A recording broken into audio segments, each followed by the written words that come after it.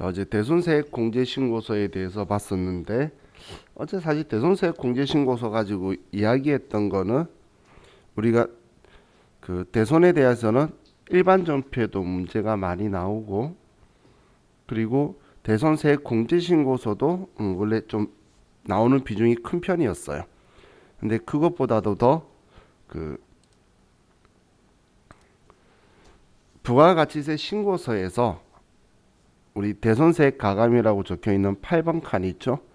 거기에 문제가 제일 많이 등장을 할 거예요. 우리 이제 부가가치 신고서 직접 작성하는 문제도 할 거라고 했었죠. 그래서 그것 때문에 제가 이야기를 뭐 이렇게 좀 길게 하긴 했었는데, 근데 신고서만 가지고는 사실 크게 어려운 포인트가 있는 건 아니에요. 그래서 어제 제가 회계 처리보다 우리 대손세액 공제 신고서만 포인트를 가지고 이야기를 하면 대손세액 공제 신고서를 작성하는 문제는 대손세액 공제를 받을 수 있는 것만 입력하고 이번에 받을 수 없는 거는 그냥 제외시키는 게 시험 문제 테스트 포인트라고 보시면 돼요.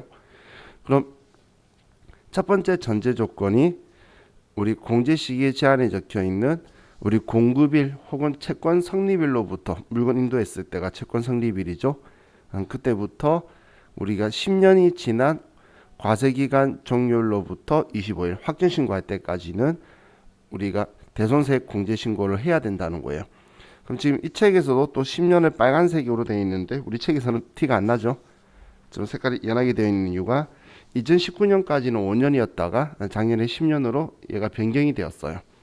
그래서 우리가 앞쪽에 있는 책 보다가 제가 뭐 5년 있는 거 이거 아직 못 바꿨나 봐요 라고 하면서 제가 10년으로 변경한 게 있었었는데 그게 지금 이 규정 때문인데 그 이유가 그 공급일로부터 문제가 발생했을 때 상대방이 회생 단계에 있는 경우에 그 회생에서 그 법원에서 몇 퍼센트 이제 면책을 결정을 하죠. 근데 그걸 불복 신청을 해버리면 시간이 5년 이상이 훌쩍 지나가 버려서 그 채권자 입장에서는 그 상대방 때문에 결국은 세액공제도 못 받는 그런 부당한 사항이 너무 많이 생기는 거예요. 그러다 보니까 이제 이 기간을 10년으로 연장을 했어요. 그럼 우리 그 시험 목적으로는 이제 10년이니까 2010년 이전 건 일단 무조건 안 되는 거예요. 2009년, 2008년 이런 때 거는 무조건 안 되는 거고, 근데 2010년도에 만약에 발생했다면 그렇게 안 나올 확률은 없겠지만, 그럼 그때 채권이 성립한 거였다면 1기에 발생했으면 우리는 올해 대손세액 공제 신고도 1기에만 가능하다는 거예요. 1기까지만. 왜냐하면 2기면 10년이 지난 확정 신고 기간을 지나버리죠. 근데 2010년 2기에 발생했다면 올해까지는 뭐 1기든 2기든 문제없이 될 거라는 거예요. 그럼 이 대손세액 공제 신고는 확정 신고 때만 되기 때문에 신고 기간을 쓰는 거는 여러분들이 꼭 확정 신고 기간을 쓰셔야 돼요. 우리 서식에서 우리 4월부터 6월, 10월부터 12월 이렇게 꼭 확정 신고 기간을 쓰는데 그 아래에 대손 발생한 내역은 과세 기간 거 쓸 거예요. 1월부터 6월까지, 7월부터 12월까지 내역을 전부 다 쓴다라고 보시면 돼요. 자, 그럼 첫 번째 우리 채권 성립한 날이 며칠인지 나온다면 그걸 확인을 하고 그다음 이제 대손 사유에 대해서 볼 건데 많은 사람들이 우리 법원에서 인간에는 우리 파산 그리고 뭐 사망, 실종, 회생, 뭐 계획 인가, 소멸시 완성 이거는 그냥 부도 돈 못 받게 된 거네 대손 사유 맞다라고 잘 인지를 해요. 그죠? 그런데 이제 부도의 경우에는 우리가 채권 성립이 아니고 부도 확인일로부터 혹은 부도 발생일로부터 6개월이 경과를 해야 된다는 거예요. 그래서 저는 이 표현할 때 1기에 발생했으면 1기에는 대손세액 공제가 안 되고 2기에 하라는 거예요. 그렇게 해서 6개월이 경과해야 과세관청에서도 그 부도가 났다라는 걸 인지를 하고 있으니까 바로바로 처리를 할 수 있겠죠. 그런 취지 때문에 우리는 6개월이 경과했을 때에 되는데 이 부도가 나면 사실 수표나 어음만 못 받게 되는 게 아니고 뭐 외상으로 물건 준 것도 못 받는 건 똑같은 거죠. 그렇기 때문에 우리 중소기업이 보유하고 있는 외상 매출금들은 또 전부 다 같이 대손세액 공제가 당연히 돼야 된다라고 생각하시면 돼요. 그럼 이 부도 6개월 경과이기 때문에 기준일이 부도 발생한 날이에요. 그날로부터 6개월이 경과한 다음 날이 부도 확정일자가 되겠죠. 대손 확정일자가 되는 거예요. 그래서 날짜를 쓸 때 우리 K랩 같은 경우에는 대손 확정일자를 바로 쓰기 때문에 부도 발생일자를 주게 되면 6개월이 경과한 날의 다음 날, 예를 들어 2월 1일 날 부도가 발생했다라고 하면 그럼 2월에서 6개월이 경과하면 8월이죠. 그럼 8월 2일로 써주시면 돼요. 근데 뭐 스마트웨이 같은 경우는 기준일을 쓰도록 되어 있다 보니까 기준일을 쓰면 자동으로 6개월 뒤가 나오게 될 거예요. 또 채권 성립일로부터 6개월 이상 경과한 30만 원 이하의 소액 채권을 이야기했었죠. 이건 부가가치세가 27,000원밖에 안 된다는 거예요. 그럼 금액이 크지 않기 때문에 우리가 뭐 내용 증명이나 이런 걸 보내서 받으려고 노력을 했는데 그래도 못 받았다면 이거에 대해서는 그냥 세액 공제 해줄게라는 입장을 이야기한 거예요. 자, 그럼 이렇게 대손세액 공제 신고를 하는데, 자, 문제에서는 우리가 저당권을 설정하고 있다고 하면 그건 대손 당할 일이 없어요. 그냥 우스갯소리로 지금처럼 경기 안 좋을 때 저당권 설정해뒀는데 상대방이 돈 못 주고 파산했죠. 그러면 경매 넣어서 받을 돈이 있다면 오히려 좋아해야 되는 그런 안 좋은 상황이에요. 왜냐면 내가 1,000만 원치의 물건을 주고 저당권을 1,400 잡아놓는데 걔가 부도가 나면 민사집행법상 경매에 집어넣어서 1,400만 원을 먼저 가져가게 돼요. 그럼 절대 대손 당할 거라는 표현을 생각할 수가 없는 거죠. 그렇기 때문에 저당권 설정되어 있으면 우리는 대손세액 공제 사유가 안 되는 거고, 또 우리 대여금이나 장기 대여금 혹은 토지의 미수금, 이거는 부가가치세가 없는 거래요. 우리 회계상의 대손은 맞죠. 돈 못 받았으니까. 하지만 부가가치세가 없으니까 지금은 세액 공제예요. 부가가치세. 그렇기 때문에 여기에 대상으로 들어오는 게 아니다라는 거예요. 그래서 그것들만 여러분들이 체크를 해서 빼내실 수 있으면 된다라고 보시면 돼요. 그리고 이런 목적으로 이 대손 사유는 우리 부가가치세법은 법인세법상의 우리 대손 사유를 인용해서 사용하고 있다. 그렇게 생각하시면 될 것 같아요. 자, 다음은 우리 재활용 폐자원 세액공제 신고서를 봤는데, 자, 재활용 폐자원 세액공제 신고는, 자, 우리 회사가 과세 사업자고 우리가 원재료나 상품으로 구입하는 것도 과세품인데 우리에게 공급하는 자의 형태가 부가가치세법상의 비사업자인 거예요. 그리고 그 원재료나 상품이 폐지나 고철, 구리, 스크랩, 중고자동차 그런 것처럼 우리가 정책적으로 지원해야 되는 게 필요로 한 품목들이죠. 그래서 우리는 이 물건에 대해서는 없는 매입세액을, 원래 의제 매입세액하고 차이가, 의제 매입세액은 그 원재료가 면세품이라서 부가가치세를 우리가 준 적이 없는 거였는데, 이거는 과세품인데 우리한테 공급하는 자가 비사업자라서 부가가치세를 거래징수할 수 없는 사람들이었어요. 우리 같은 일반 개인이 주거나 아니면 그 면세사업자거나. 그래서 면세사업자가 이걸 공급한다는 건 좀 특이한 경우죠. 그렇기 때문에 면세사업자한테는 계산서만 된다고 보시면 되고, 그럼 일반적으로 개인들이 폐지나 아니면 고철, 깡통, 캔 이런 거 수거하시는 분들 있죠. 그분들 일반 개인이지 사업자 내고 하시는 분 없을 거예요. 그럼 그런 분한테 받았을 때에 없는 매입세액을 있다고 해주는 거예요. 그럼 우리는 매입 매출 전표에 입력을 할 때 일반 개인이면 부가가치세가 없는 거래고 증빙도 없기 때문에 우리는 60번 명건이라는 과세 유형을 쓸 거고, 그럼 매입할 때에 우리는 이건 재활용 폐자원 세액공제 대상이다라는 표시로 적요 7번을 걸어두면 재활용 폐자원 세액공제 신고서에 자동으로 반영이 되었어요. 그럼 공제율은 단순하게 두 개만 있었죠. 103분의 3하고 110분의 10. 이 중고자동차는 좀 많이 해준다라고 생각하시면 돼요. 어제 제가 중고자동차에 대해서 그냥 뭐라고 궁시렁거렸던 것 같은데, 원래 중고자동차가 108분의 8이었고 폐지가 104분의 4였었어요. 옛날 과거에. 그러다가 둘 다 내렸어요. 내리는데 폐지나 뭐 고철 구리스 그레이브는 103분의 3으로 내렸는데 중고자동차를 107분의 7로 내렸더니 중고자동차에서 이제 자기들 힘들다 하면서 그 문을 닫고 막 그런 이상한 행동을 했었어요. 그래가지고 오히려 거꾸로 108분의 8에서 109분의 9로 오른 거예요. 근데 식상 파악해봤더니 그런 분위기가 아닌 거예요.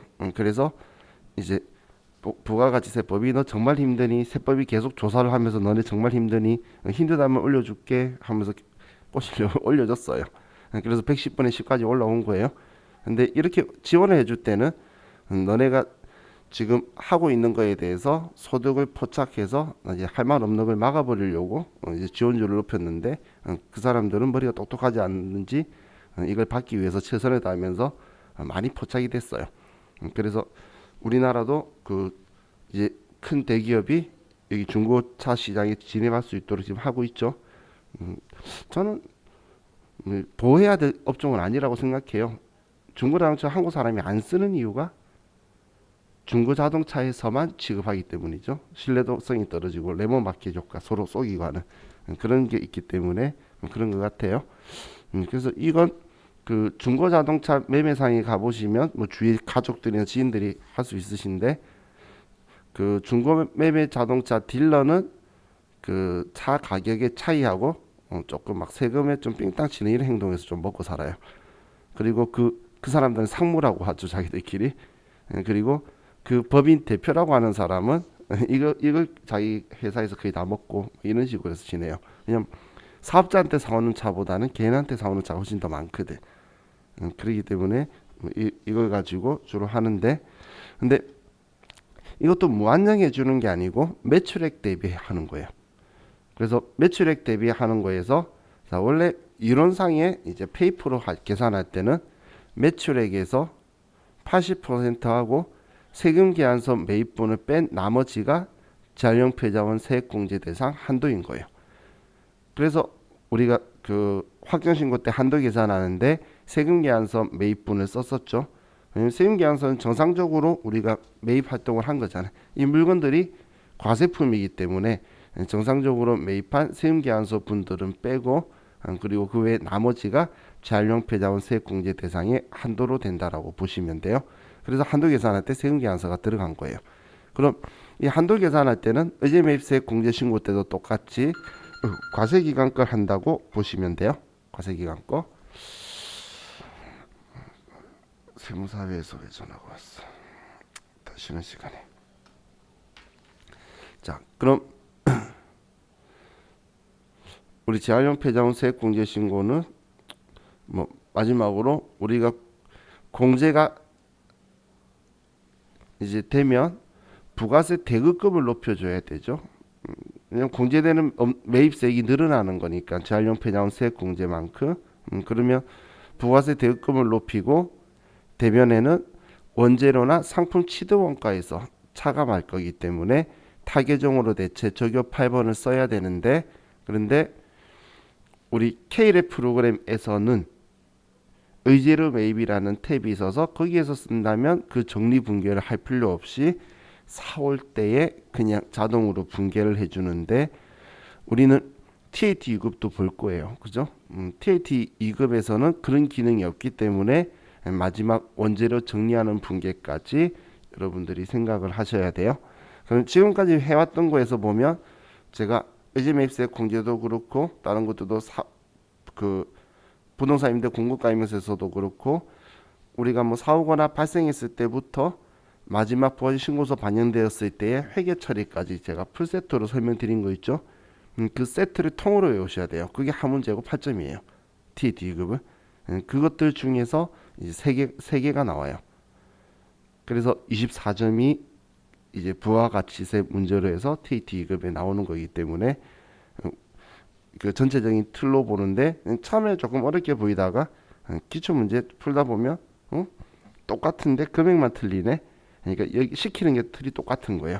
그래서 그건 전체적으로 다 보셔야 되는데 전환세무 2급은 신고서 작성시키는 행동을 더 많이 하기 때문에 결과물 가지고 보면 돼요. 그래서 두 가지를 지금 다 보면서 같이 하고 있다 보시면 돼요. 자, 그럼 우리 그 다음에는 뭐 건물 등 감가상각 자산 취득 명세서 봤는데, 자, 건물 등 감가상각 자산 취득 명세서는 제가 과거에 시험에 안 나올 거라고 떠들고 다니다가 시험에 나와서 당황했던 그런 서식이에요. 너무 쉬우니까 여러분 직접 입력해 보니까 틀릴 게 없죠. 그리고 이렇게 쉬운 걸, 근데 얘가 단독적으로 안 나오는 거였지. 이제 오늘 할 신용카드 매출준표 수령명세서하고 같이 섞여서는 나왔었어요.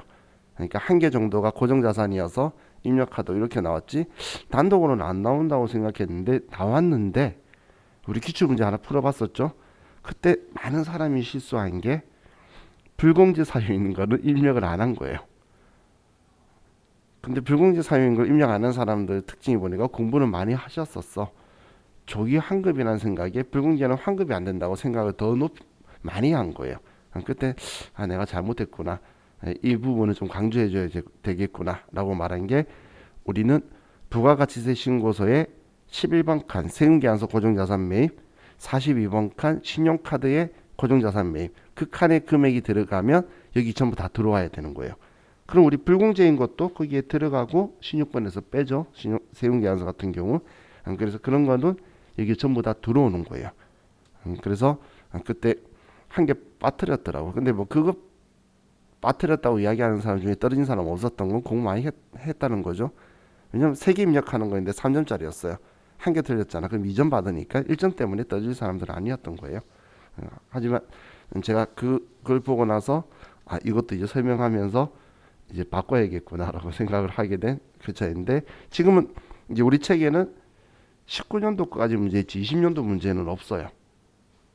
20년도 1회차 문제는 있는데 세법이 늦게 돌아가지고. 근데 그 이유가 지금 올해 책도 올해 시작 것까지 2000년도까지 나오고 계속 하겠죠. 그럼 올해 시험에 안 들어가겠죠.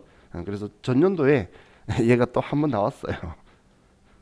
그래서 이제 저는 나온다고 지금 이야기하고 떠들고 있는 거예요. 그래서 나온다고 해서 또 나왔는데 그렇게 어렵진 않으니까, 똑같이 입력하는 방식이니까 크게 어려움은 없을 것 같아요. 자, 다음 영세청부서류 제출명세서, 이건 아직까지는 단 한 번도 안 나왔어요. 근데 나와도 여러분들이 입력할 때는 주의할 점이 딱 하나밖에 없어요. 수출 일자가 선적일인데 단기 신고 해당 분에 그걸 지운다 안 준다 밖에 없지, 나머지는 뭐 보이는 대로 다 쓰면 되는 거기 때문에 저는 그냥 단순 입력이라고 표현하는 내용이죠. 그래서 환율에서만 엔화만 조심하시면 돼요. 다른 건 다 1달러다, 뭐 1파운드다, 1유로다 이런 식인데, 엔화만 100엔당 이렇게 처리하기 때문에 이거에 대해서만 우리가 좀 쓸 때는 1엔당 쓸 거니까 주의하셔가지고 쓰시면 될 것 같아요. 자, 수출 시점 명세에서는 전산세무 유급이든 우리 그 TAT 유급이든 생각보다 나오는 횟수가 많이 빈번해요. 얘는 생각보다 어렵지 않은데 자주 나오기 때문에 저는 좀 좋다고 생각을 하는데, 그럼 여기에서는 첫 번째 여러분들이 체크할 거는 이 산적일이 이번 신고 기간인지 보실 거고, 그 다음 환율 적용은 산적일과 대금 결제의 두 개 중에 빠른 날 환율을 쓸 거라는 거예요. 그죠? 그래서 그 환율 쓴 것만 주의하시면 더 이상 크게 뭐 어려울 건 없을 건데, 그 혹시 우리 이거 봤던 거 기억나실까요? 근데 여러분들은 저보다 머리가 좋아서 기억이 나실 것 같아.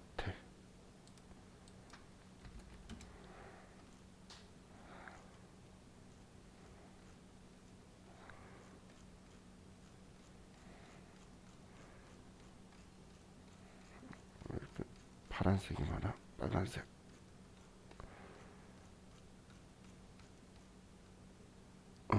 이거 수주신고 필증, 그죠?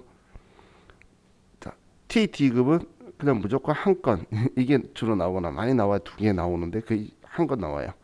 그럼 방금 수주 시점에서는 똑같은 거잖아. 그래서 여기에서 그냥 칼라로 이걸 한 장에 이 그림을 다 넣어놔요. 그래서 시험지가 제가 소책자라고 이야기를 했었었죠. 그럼 여기에서 필요한 게 우리 이제 입력해 봤으니까 신고번호, 수주 신고번호, 그리고 거래처를 알려주면 쓰는데 안 알려주면 여기서 보고, 그럼 우리 그 통화하고 거래 금액 있죠? 거래 금액을 결제 금액을 쓰는 거예요. 신고 가격을 쓰는 게 아니고. 그래서 여기도 결제 금액을 쓰는데 세무사의 시험도 따라 하려고 그래서 신고 가격, 결제 금액 이렇게 두 개를 준 적도 있어요. 그럼 이 신고 가격, 결제 금액은 우리가 선적지 인도 조건이다, 도착지 인도 조건이다에 따라서 운임비를 우리가 어떻게 하겠다라는 건데, 그거 신경 안 써도 되는 게 결제 금액에선 그것까지 다 정리된 값이 나와 있기 때문에 이 결제 금액을 가지고 쓰시면 돼요. 그럼 환율은 여기에 그 선적일은 여기 안 나오는 거예요. 여기 적혀 있는 게 수주 신고 일자인데 이건 우리한테 필요 없는 거고, 항상 우리는 선화증권, BL이라는 게 빌랜딩이라고 해서 선화증권의 선적일을 가지고 환율은 그 기준 환율을 쓸 거다라고 보시면 돼요. 그래서 이 그림을 조금씩 따라해서 세무사의 시험에 집어넣으면서 문제가 나오기도 해요. 그래서 이게 우리 수주신고 필정인데 두 시험이 차이점이 이런 데 있어요. 얘는 여러 개를 놔두고 입력하고 그 회계사의 시험은 이 그림을 넣어놓고 한 개 그냥 제대로 작업을 우리 16 수출하고 이거 보고 입력도 그 수출 시점 명세서에 입력도 시켜놓고 벌써 신고서에 나오는 거 보고 그냥 끝내는 거예요. 그럼 어려운 건 아니죠. 근데 그렇게 해놓고서 8점이니까 내용만 이해하시면 TT 2급이 더 쉽게 부속 처리를 할 수 있으실 거예요. 자, 이렇게 하면 우리가 어제 저와 같이 했던 이제 수업 내용이고, 자 이제 우리 교재 451페이지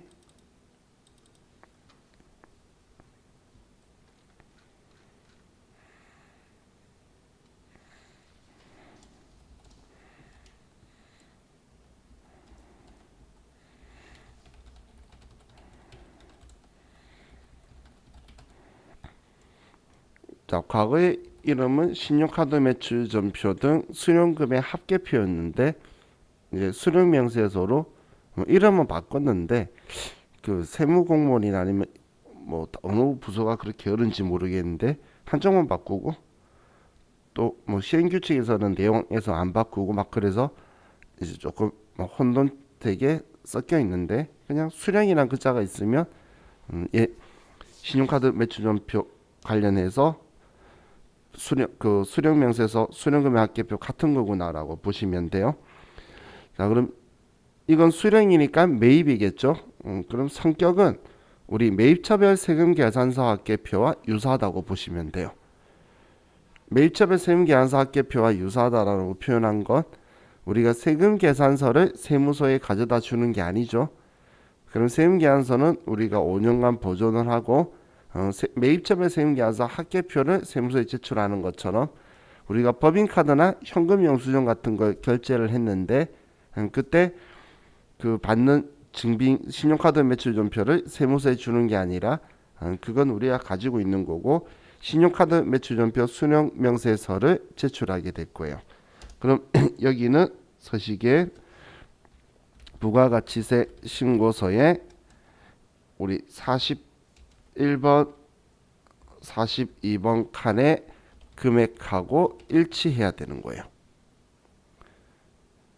부가가치세 신고서에 40번하고 42번 금액하고 일치해야 된다라는 말은 뭐냐면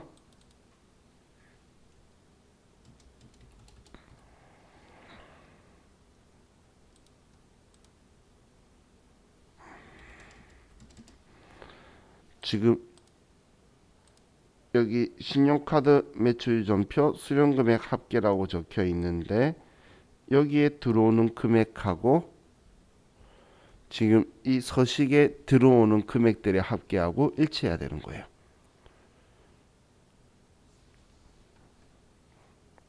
한마디로 여기에는 신용카드, 현금, 영수증, 매입 거래 중 매입세액, 공제 가능한 항목만 입력이 되는 것이에요. 입력하는 거예요.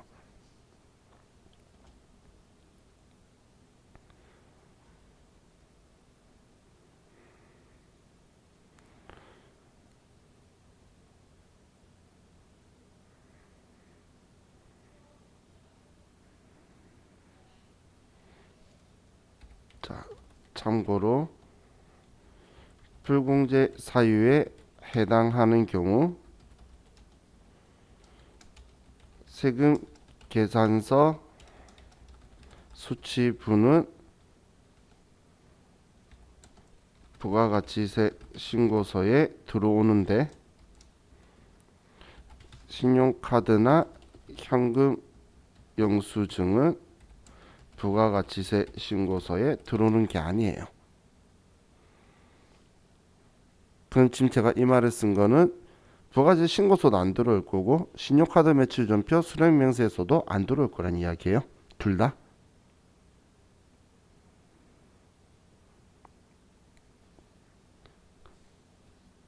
그럼 이 문제는 자, 포인트가 매입세 공제 신용카드나 현금 영수증 받았는데 매입세 공제 안 되는 것들을 빼내고 되는 것만 쓰는 게 포인트예요. 매입세 공제 되는 것만. 그럼 자, 우리 신용카드나 현금 영수증 받았는데 우리가 매입세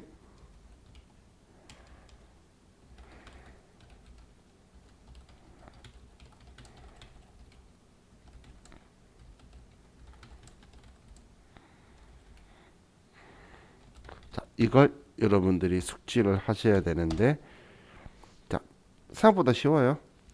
첫 번째가 불공제 항목, 불공제 사유. 자, 기준은 항상 세금 계산서를 기준으로 잡으시는 거예요. 자, 매입세 공제라는 걸 이야기할 때 제가 제일 처음 했던 말이 세금 계산서에 의해 확인되는 세액이다라는 표현을 했죠. 그럼 세금 계산서가 만약에 세금 계산서로 매입세액이 공제를 안 됐고 그러면 신용카드나 현금 영수증은 당연히 공제를 안 해주는 거예요. 당연히. 그럼 불공제 사유면 세금 계산서 받아도 매입세 공제를 안 해주니까 신용카드나 현금 영수증을 받아도 매입세 공제를 안 해주겠죠. 그죠? 자, 근데 여기에서 또 우리가 더 봐야 되는 게 세금 계산서 발급 불가 사업자가 있어요. 세금 계산서를 발급할 수 없는 사업자한테 매입분도 우리는 그럼 여기에 들어오면 안 된다는 거예요. 이 사업자 형태가 간이과세자, 면세사업자 매입분은 안 된다라는 거예요. 또 세금 계산서 발급 불가 업종이 있어요. 지금 세금 계산서를 발급 못 한다는 건 거꾸로 말하면 거기 이용하는 사람은 세금 계산서로 매입세액 공제를 받을 수 없다는 거잖아. 하지만 이 사업자들이 신용카드 단말기는 가지고 있다는 거예요. 그럼 세금 계산서로 공제 못 받는데 카드로 공제 받을 수 있다는 건 있을 수 없는 일이에요. 그래서 자, 세금 계산서 발급 불가 업종에는 자, 목욕, 이발, 미용, 여객, 운송, 용역. 자, 이런 예로 우리 항공권 그리고 택시, 고속, 철도, 우등고속 이런 것들은 다 과세 사업자인데 매입세액이 공제가 안 돼요. 그리고 입장권, 발행업 이게 세금 계산서 발급 불가 업종들이에요.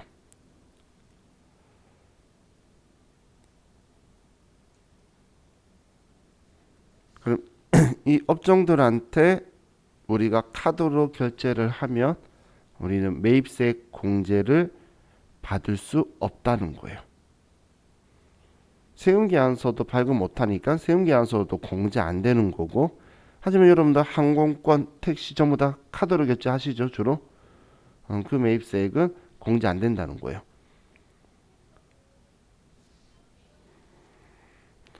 자, 그리고 마지막으로 세금 계산서 수취분.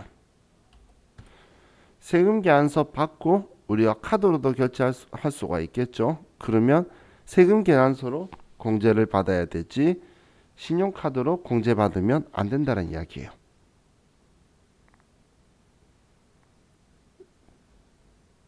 세금 계산서로 공제받지 신용카드나 현금 영수증으로 공제받지 말라 그 이야기예요. 자, 이건 지금 이 내용만 여러분들이 인지를 하시면 얘는 끝이에요. 자, 그럼 우리가 프로그램에서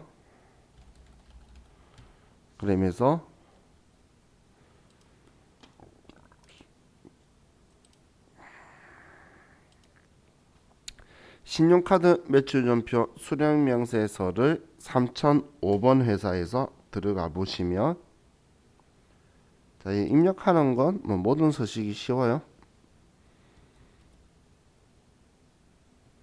자, 들어갔을 때에 자, 날짜 썼을 때 여기 구분이라는 곳이 있는데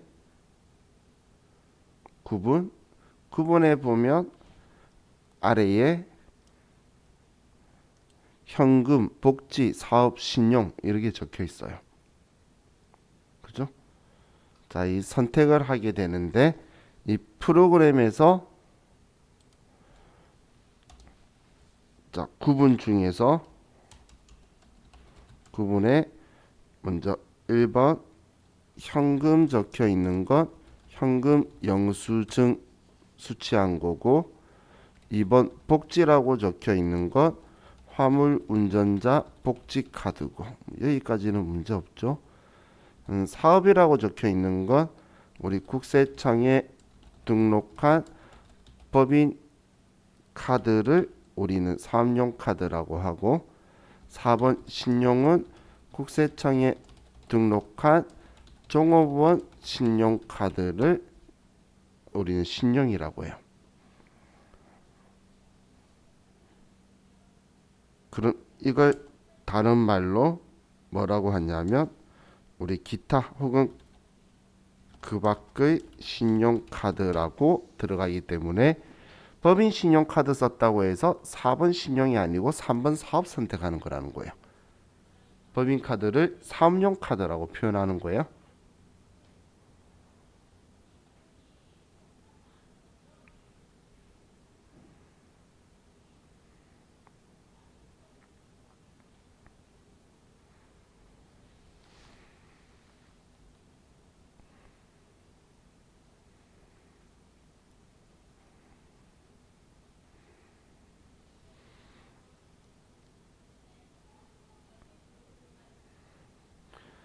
자, 지금 이건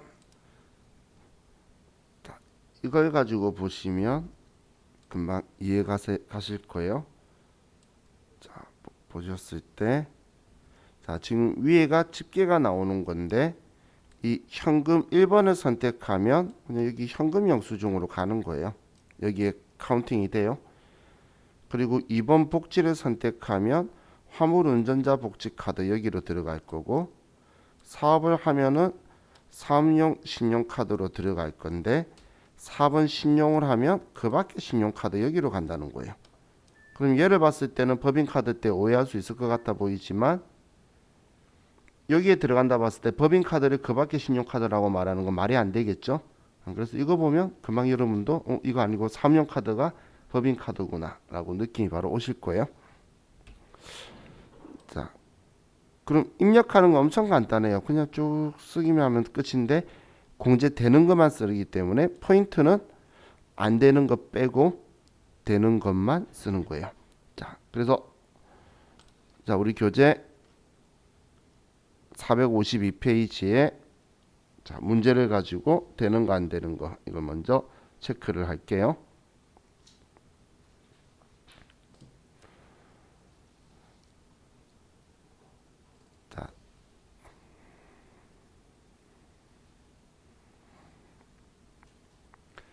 자, 다음 자료에 대하여 주식회사 미래산업의 신용카드 매출전표 수령명세서 작성하고 일기 확정기간의 부가가치 신고서에 반영하시오.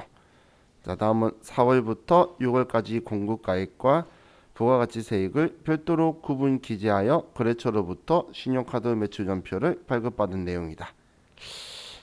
자, 여기서 이제 되는 거 안 되는 거 구분부터 해보면, 자, 고려는 소매업이고 일반 과세자고 소모품 구입하고 여기까지 문제 없는데 세금 계산서 발급 이것 때문에 고려는 안 되겠네요. 그렇죠? 세금 계산서로 공제 받아야 지금.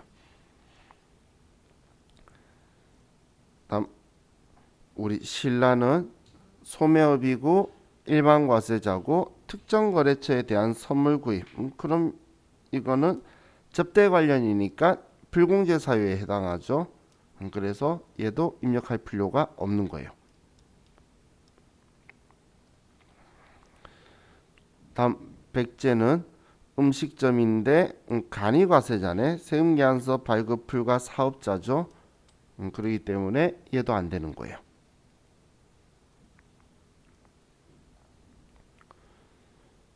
다음 고구려는 소매업, 일반과세자, 사무용품 구입, 현금 영수증. 고구려는 별 문제 없네요. 자, 그리고 조선호텔, 숙박업, 일반과세자, 임직원 출장 시 숙박비용, 세금계산서 미발급 문제 없네요. 그래서 자, 이 두 개만 되게 되겠네요. 두 개만 입력할 거예요.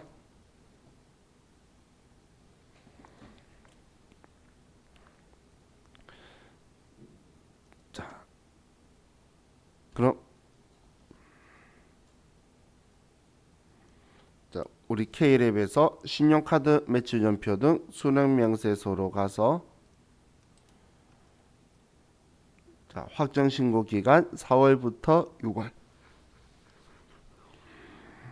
자, 구글이었고 5월 22일 날 이번엔 현금 영수증이죠. 그럼 1번 눌러서 현금. 자, 공급자고 카드 번호 써야 되는 경우에는 전부 다 F2번을 쓰세요. 그럼 이번엔 공급자는 고구려. 현금 영수증은 카드 번호 비워놓고, 자, 얘는 공급가액 쓰니까 20만 원이다라고 써주면 되겠죠.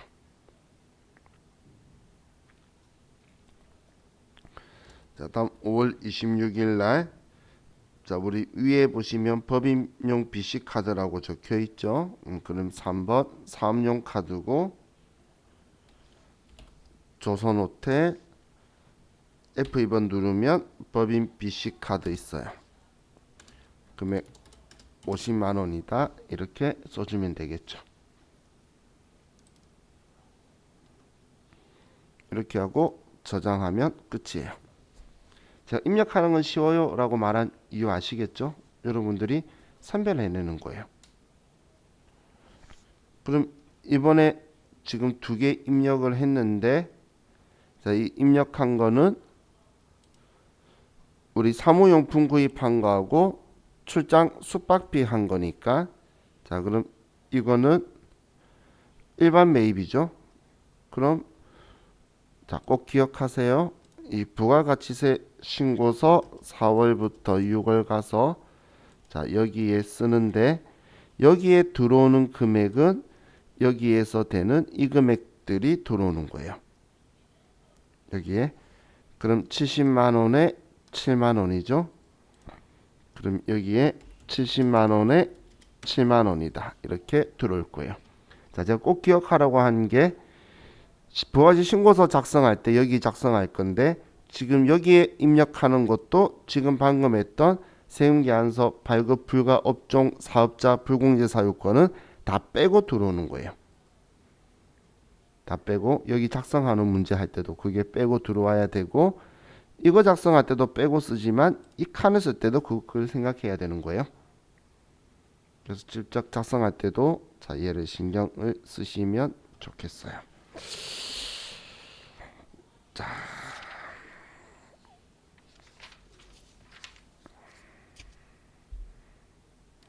우리 그냥 이번 시간은 여기까지만 하고 좀 쉬었다가 다음 시간에 뒤에 문제들 더 풀게요. 쉬었다 합시다.